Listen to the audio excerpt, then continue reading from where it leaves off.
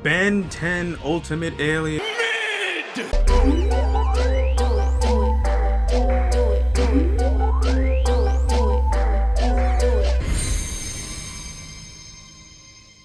Fuck, dude, at least let me get through the name first. Anyway, we have now officially reached the 4th stop on the Ben 10 train. And as we all know, Omniverse is the last stop on this journey, right? That's the last one on the track. What do you mean there's another game after? No, it's only Omniverse, right? Cool, as long as we got that clear. So, Jimmy Jones, Ben's biggest fan and local conspiracy theorist extraordinaire, finds out that there's a quote-unquote giant cosmic storm that is approaching Earth. Well, that doesn't sound very good now, does it? And apparently Siphon also just so happens to be tagging along with this giant cosmic storm, and even calls out Ben directly. We coming for you, nigga! So of course Azimuth has to show up because this is his 2nd game in a row. Actually, this is Siphon's 2nd game in a row too, so they had to hit their quota. They're trying to get paid. But anyway, Azimuth shows up and gives Ben some helpful advice about how to deal with the cosmic storm, aka a powerful MacGuffin, which is like the 3rd one that he knows about because he created the other 2. Either way, he tells Ben about the POTUS Altiarum and how it's the usual ancient artifact that the ancient Galvans built, and it was too powerful, so people started fighting over it, and they sent it to a random backwater planet, aka Earth, and it was too fucking complicated or whatever for humans to figure it out, so it just remained hidden all this time, blah blah blah. So now Ben has to travel all around the globe finding every piece of this thing, and it's either in a very inconvenient location to have to go find, or somebody fucking stole it. Including Ben having to actually go back and find a piece that he just left lying on the floor like a moron, even though Enoch was like, oh, I'm so much more powerful now, and the fucking bit flew off, and I'm pretty sure Ben sees it fall off of his face, and he's like, no, I'll just leave that there. Actually, I misremembered the scene. It's even worse. Ben rips the thing off of Enoch's head, and Enoch turns to dust for some reason. And then even though Ben knows that he just got a power up from that thing and that it's pretty important, just tosses it like a piece of trash and just leaves it on the ground. Oh my god. Sorry about that. This is our hero, ladies and gentlemen. This is also the same guy that sent a bunch of plumbers to their deaths at the hands of this cosmic storm. What the fuck? Maybe Real Harangue was right. Also including a piece that got destroyed because Cooper was being mind controlled by it and we had to destroy it to save him. Azimuth is gonna be so disappointed in me. So after we do all that collecting, the giant cosmic storm finally decides to make its way to Earth.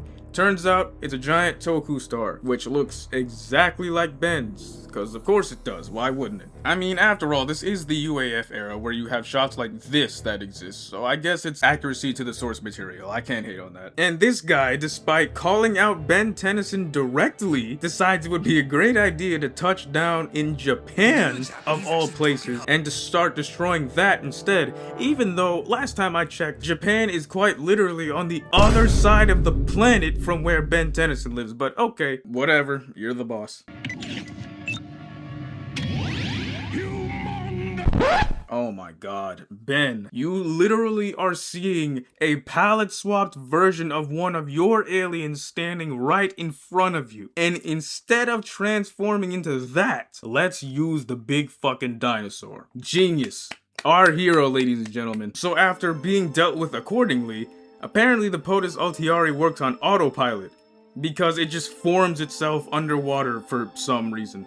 And I guess that piece that got destroyed means nothing. But coincidentally and thankfully, this thing reforming itself must have turned Ben's brain back on, because now he wants to transform into the giant alien that can counter the one in front of him. And after a boss fight, Ben beats the fucker, sends him to the moon. As it turns out, it was actually Albedo this entire time, which, you know, I'm kind of surprised they didn't think of that at least once, but whatever, I guess. Actually, upon further research, the episode where Albedo was able to turn into aliens without an Ultimatrix came out like an entire year after this game released, so I can excuse it. Never mind on that previous point. But apparently Albedo just managed to snag a small piece of Tokustar DNA, which then allowed him to transform into it. I don't know how the hell he did that, but apparently it must have meant jack shit because it still didn't work. And after all of that, Ben's like, man, this thing is awesome. I'm gonna have so much fun using it. This is gonna make my job so much easier. I wonder how much power it has. I bet it lasts forever.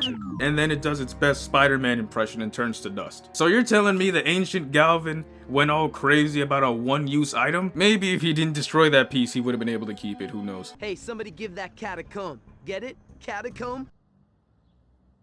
Man, what the fuck is you talking about? was that? I'm sorry, man. Moving on to the gameplay. Let's start with the aliens, shall we? We have the first playable appearances, at least I think, I could be missing a web game or something, of the Andromeda 5. NRG, Terra Spin, Armadillo, Amphibian, and Water Hazard. Their first video game appearances, as far as I know. So that takes up about half the roster right there, because yet again, we are actually allowed to use 10 aliens. Thank you. Then we have the Alien Force 4, who are literally non-negotiable at this point. Swampfire, Big Chill, Humongosaur, and Spider Monkey. And then I guess this time they decided to switch out Jet Ray with Echo Echo. Not complaining, I actually like Echo Echo more anyway. But since this is an Ultimate Alien game, you know what that means? Ultimate transformations. Specifically, Ultimate Humongosaur, Big Chill, Spider Monkey, Echo Echo, and Swampfire.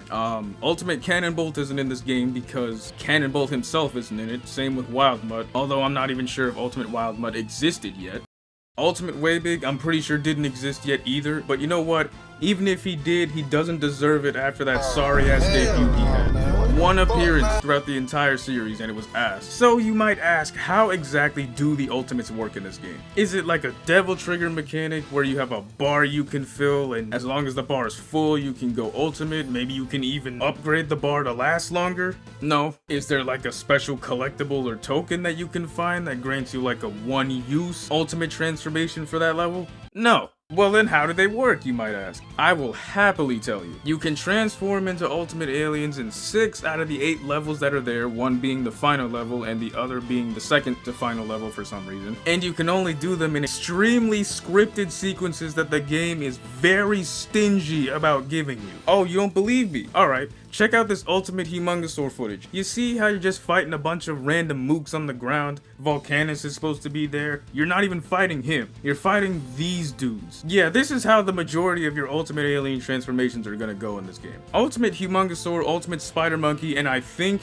the most insulting, Ultimate Kevin Killer 3000 are only allowed to do these. They do not get any sort of boss fight at all. Now, Ultimate Swampfire, he actually does get a boss fight, but you're still not directly fighting the guy. You're fighting these dudes while he's hovering in the fucking background and swinging through every once in a while. Barely qualifies as a boss fight. And Ultimate Big Chill, Big Burn I guess I'll call him, with his fire so cold that it freezes things, stupidest fucking thing I've ever heard him say, by the way. Yeah, he gets a mini boss, which actually isn't too bad. So let me get this straight. Ultimate Swampfire and Ultimate Big Chill, they can get a mini boss and a boss, but we're fighting a fucking dragon, and Ultimate Echo Echo and Humongosaur are nowhere to be found. Not to mention the fact that apart from Ultimate Spider Monkey, you only transform into these guys once each. Ultimate Spider Monkey, for some reason, gets 2. Maybe the dev team was really just a bunch of Spider Monkey fans, I don't know. This is gonna piss me off more if I talk about it any further. Let's move on to the combat and platforming, shall we?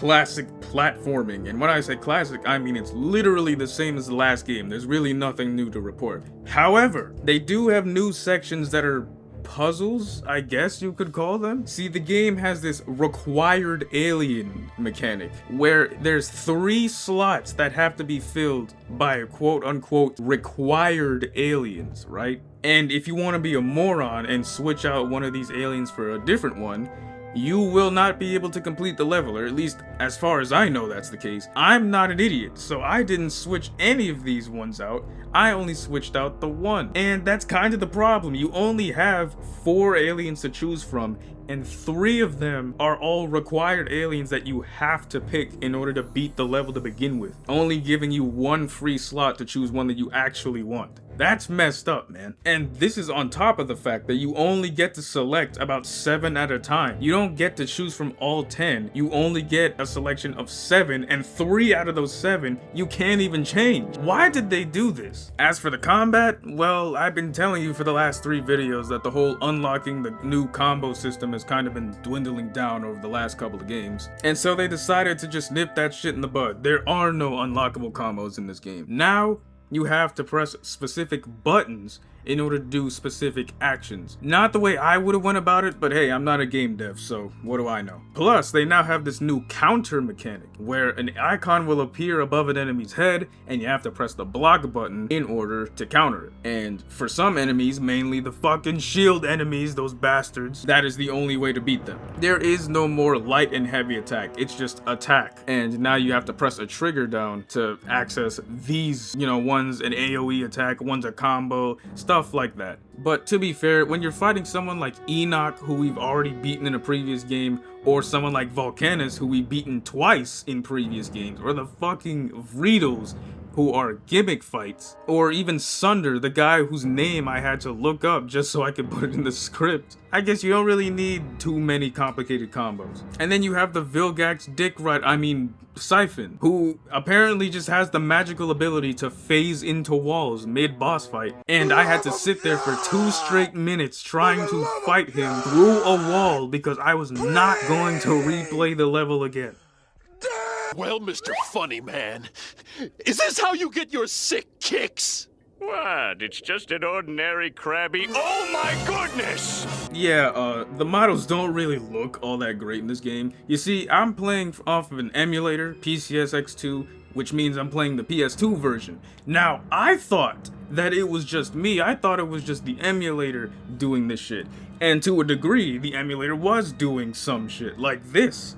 But, yeah, the thing that you're seeing on screen right now, that's not a problem of the emulator. That's how the PS2 version looks. I genuinely couldn't believe what I was looking at. I went on YouTube and I was like, maybe the Wii version looks this bad. No, it doesn't. I don't know what happened. Everybody looks like they're in 144p. Ben genuinely looks like he's made out of Play-Doh. I mean, look at what's supposed to be a 10 on his jacket. That's literally just a smear on his jacket. What the hell does Ben have going on? Well, excuse me. I'm not talking about Ben here. I'm talking about Lord Voldemort. Where the fuck is his nose at? On the bright side though, Gwen actually got herself a facelift. She looks way better in this game because they gave her a new model. Unfortunately, Kevin doesn't get one because reasons. In comparison to even the Wii version of this game, this looks genuinely horrible. Don't even get me started on the PS3 and 360 versions. By the way, forgot to mention in the Alien section, Wrath and Forearms are actually console exclusives. That's actually pretty nice. Too bad I don't get them. The PS2 doesn't get jack shit. I really do want to say that this game looks passable,